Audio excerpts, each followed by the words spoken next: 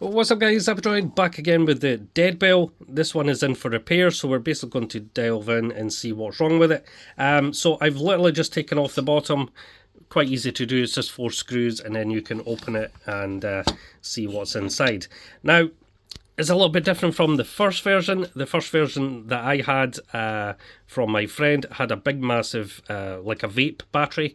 It was much bigger than an 18650 battery, but it's now been replaced with this kind of polymer cell. This is a LiPo polymer cell. It's quite a large one. It's 2000 milliamp hour. So that is definitely much bigger, and I can already tell that is the issue because it is puffed out. So this cell is definitely the problem, and I presume it's probably the way this has been put in here.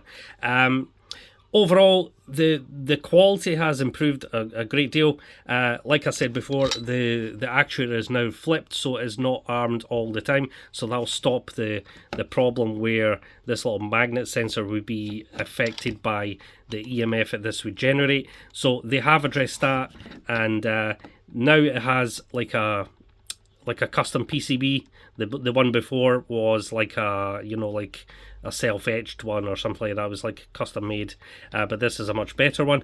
I do notice this is a little addition. This is a little, it looks like a little buck converter that kind of boosts the voltage from 3.7 volts to 5 volts. That's going right into, you know, from the switch here, and it's going right into the 5 volt pin here.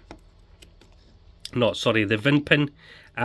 You can simply do away with this altogether. You don't actually need any kind of buck converter.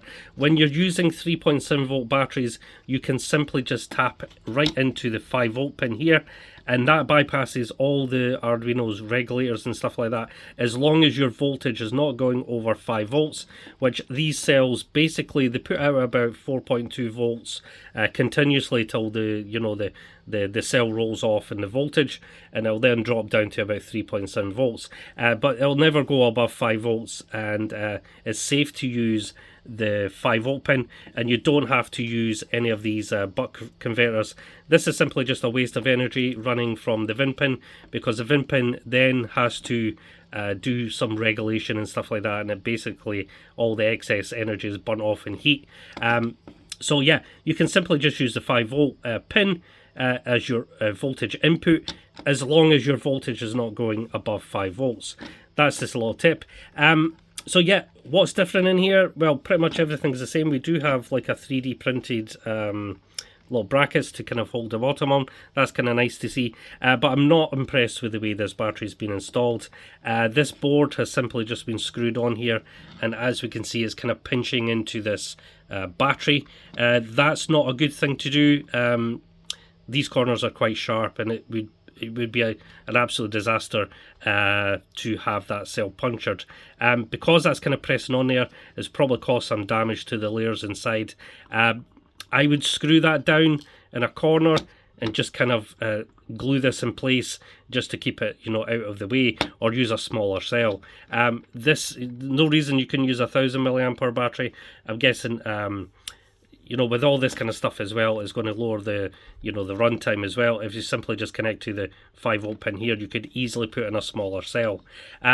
Or even, there's enough room in here for an 18650 battery. I'm probably just going to put a little battery slide in here and just connect it right to the 5 volt pin and do away with all this stuff here. It's definitely going to run a lot longer. Anyway, I'm going to replace the battery and see if that's the actual problem. Simply, I've had this charging all morning and it's still dead as a doornail, and this battery is all puffy, which is a sign that the batteries have died and you know, been wasted away. These ones do have the onboard voltage protection, so it's not, I don't think the problem is where the batteries became so under voltage that it's not charging anymore. These do have their own little regulator.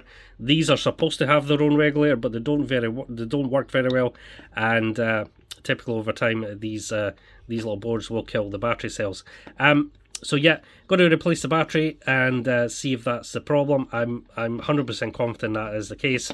The customer did say it is working properly. It's not like ringing all the time. So I'm assuming this because this is flipped the other way and it's not armed the whole time, that's probably solved the problem. Anyway, yeah, it can still be improved. The wiring is much better as well. It's all silicone wire. This does have a little bit of black tape around it. As you guys know, black tape is my pet peeve. Shouldn't really be used in electronics. It's a kind of temporary repair. A little bit of heat shrink around there. But I would absolutely suggest, instead of using these little converters, just tap into the 5V. It's going to save you all this extra stuff. And yeah. And definitely don't mount the batteries in like that. That's definitely not a good idea, and it's probably what's caused the death of this cell. Anyway, I'm going to leave it there, guys. I'm going to get this onto this, get a new battery in here and see if that's the actual problem, and then get the little battery ordered. Make sure a little sled will fit in here. Mount this in a more appropriate position so there's room for the battery. And that way, if this happens again, the customer just has to open it up and swap out the 18650 battery. That's probably the way I would do them if this was the style I was doing. That's just my suggestion, and that's just my thoughts. Anyway, I'm going to leave it, guys, and I'm going to catch you guys in the next one. Bye then now.